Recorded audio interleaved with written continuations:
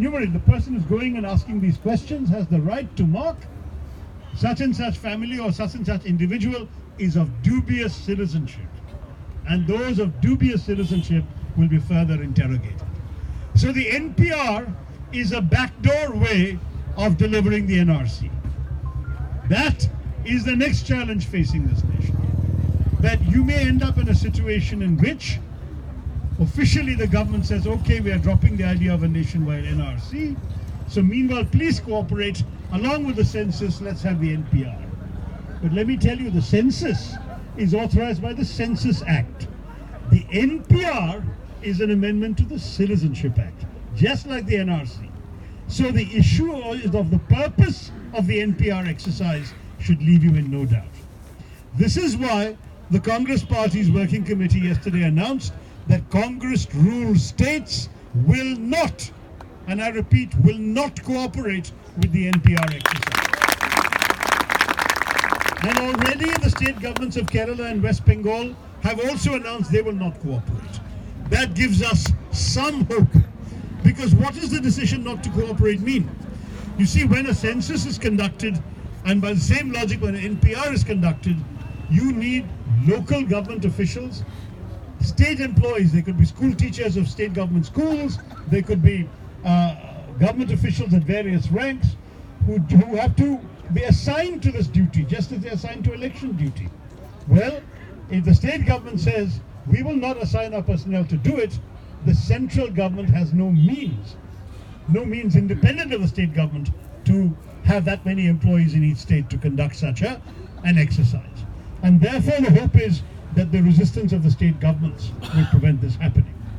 Can the central government get away with some other kind of action? In theory, yes.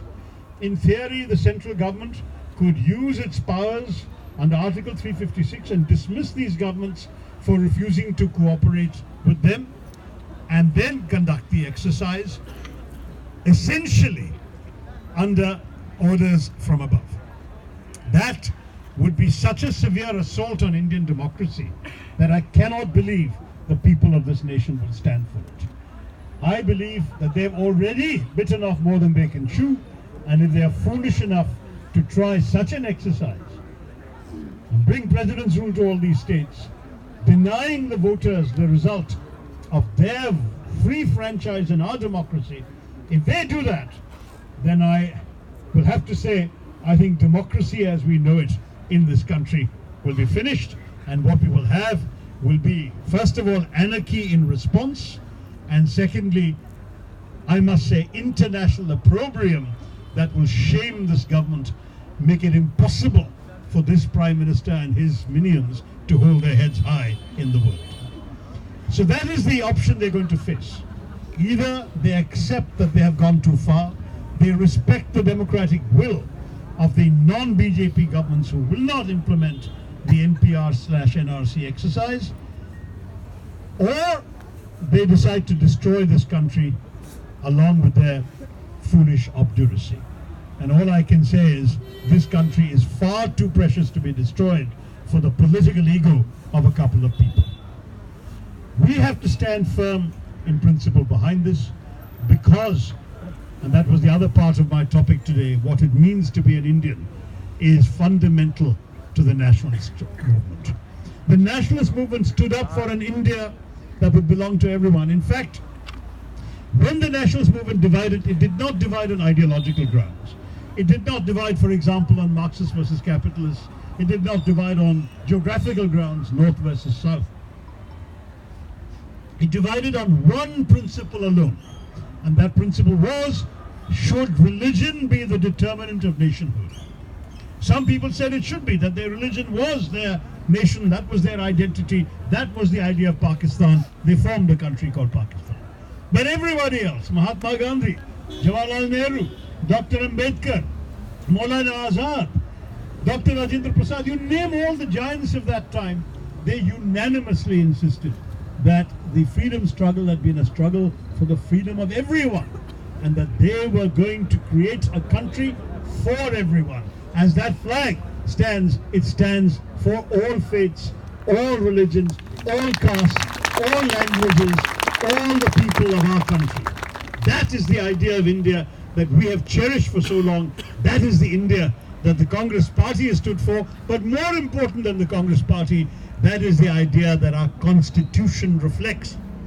And this is why I still hope that when the Supreme Court finally deigns to consider the slew of petitions that have gone to them against the CAA, that they will see why and how fundamentally this law is unconstitutional. Because it is an assault on that basic underpinning of what India is all about. If India meant anything in the world for the last 72 years, it was precisely that, the extraordinary democratic management of the most astonishing diversity that all of us represent. That it was a country that absolutely could overlook or endure or overcome differences of caste, of creed, of color, of culture, of cuisine, of conviction, of costume and custom, and still maintain a consensus. And what was that consensus? That consensus was on the simple idea that in a large, diverse democracy like India, you don't really need to agree all the time, so long as you agree on the ground rules of how you will disagree. That is what India was all about. But for the first time after 72 years, we have a government that is showing no respect for those ground rules of disagreement, that has decided, in fact, to violate the ground rules and make our country something other than what India was meant to be all about. Now, as far as this larger issue is concerned, all of you were right to protest. I know there are other elements in your protest as well. I too was shocked to read about the fee hike. I was, remember, for a little over a year, a minister in the Ministry of HRD. And I certainly would never have accepted in the ministry a unilateral fee hike without consultation with students, implemented without advance warning. To my mind, when I read statements in the media that perhaps 40% of JNU students will not be able to continue their studies because they can't afford that hike, that is something that truly, truly worries me. And to me, what we need to do about the fee hike is to insist that in any case it not be implemented in the current academic year, because obviously people deserve to be consulted and deserve to have fair warning, including those who will have to make new provisions. Scholarship students, for example, have a budget. Are they going to be able to suddenly find a whole bunch of money that was not in their budget? So very clearly, a process has to be initiated. We can understand that costs are going up and this government is broke, very often because of its own foolish policies, I might add. But that's another matter. The government doesn't have the money they claim. Fair enough, sit down with the student representatives. Find out how much the traffic will bear. Then announce a schedule of staggered increases for future academic years. Don't suddenly hit people on the head with a sudden shocking increase overnight. That is undemocratic. It is also violative of the way in which traditionally we have gone about our business in this country. Our country has always respected the value of public education. We have believed that education is a public good, that it's in India's collective interest to have a larger number of people affording and having access to a high quality education. That became one of JNU's hallmarks. It was a campus that was proud of the fact that people whose families may have never had access to higher education were able to send their children to study here, partly because the fees were kept low. Of course, there are standards of excellence and of academic accomplishment that also need to be maintained to get into JNU, but money was never expected to be a major obstacle for people from the humblest families. Now you cannot create a situation where you undo that fundamental USP of this university and attack the students where it hurts, where their wallets are empty. So on this issue, I want to stress, we will absolutely support you if we are able to discuss the issue in Parliament. We will take the stand this is not the right way to proceed, and that even if they need to raise costs, it cannot be done overnight, it cannot be done without consultation, it can only be done in a staggered way and over future years. That's the only way that a responsible government running a public university should have proceeded. But I fear there is a larger agenda. There is a larger agenda against JNU on the part of some in this country, some in the ruling party, who have never liked the quality of the students coming out of here, their political values and beliefs. And to me, it's deeply unfortunate. I mean, I realize my own party colleagues have not had an easy time fighting elections in JNU. But that's life.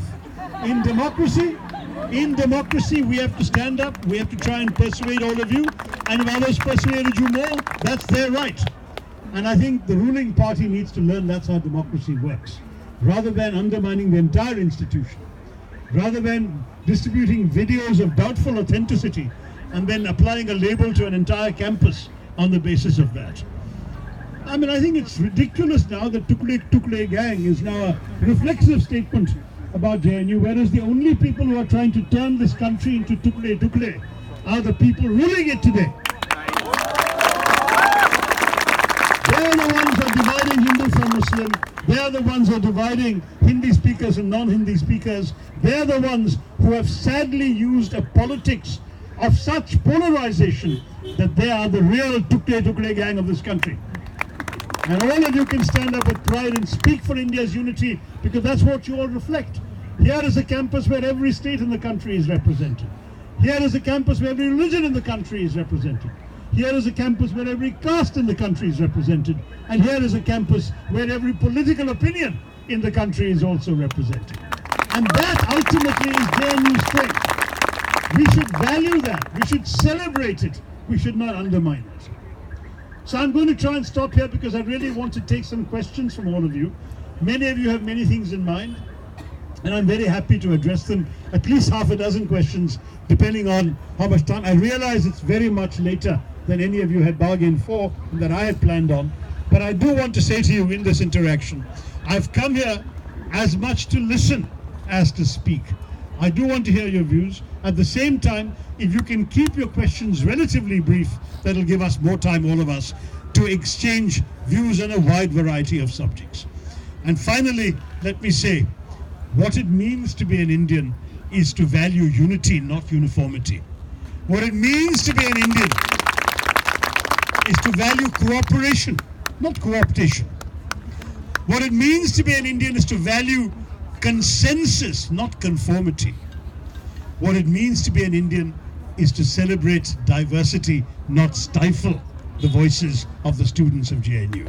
So I celebrate you, I stand with you, I wish you all strength, courage and confidence as you grow up to take over in India, because your generation is actually already the majority of the population of this country. You deserve the opportunity to do better with India than our present government is doing. And I want to say to you all, we are going through tough times, you are going through tough times, but you are not alone.